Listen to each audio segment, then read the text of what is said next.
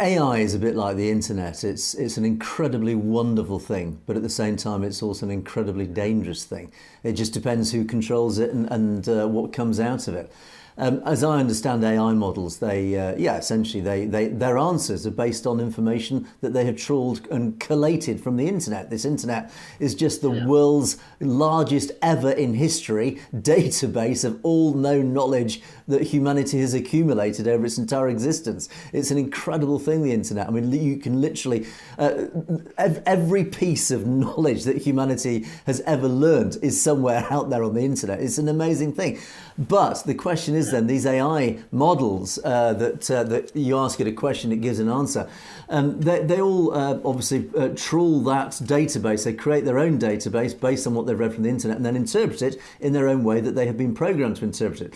So one of the arguments, this DeepSeek that hit the market only a few days ago from China, there has been already accusations saying, well, look, some of its answers are already showing a very clear pro-China bias. If you ask it about Taiwan, for example, it gives a very prejudiced answer, saying Taiwan has always been part of China, blah, blah, blah, whatever. And it's a very Chinese interpretation. Likewise, if you ask it about Tibet, again, it gives a very Chinese-centric perspective on the situation of Tibet.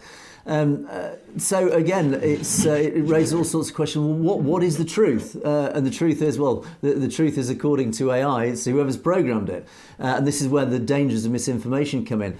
I think one angle which I found particularly amusing on this was of course, the Western tech giants who've obviously all taken a very sharp intake of breath in a moment of shock that this young upstart, or relatively young upstart from China, has basically beat them at their own game. He's done it for a fraction of the cost. I think where $100 million worth of equipment or hardware was needed to create, the chat GPT, whatever it's called, he did it for $6 million.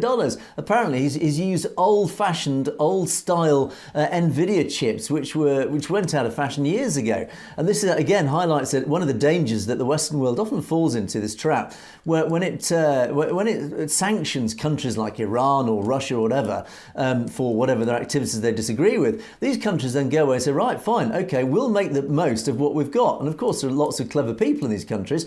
Iran, Russia have actually, for example, created incredible technologies, incredible engineering based on old-fashioned ideals, or they just found ways to generate their own.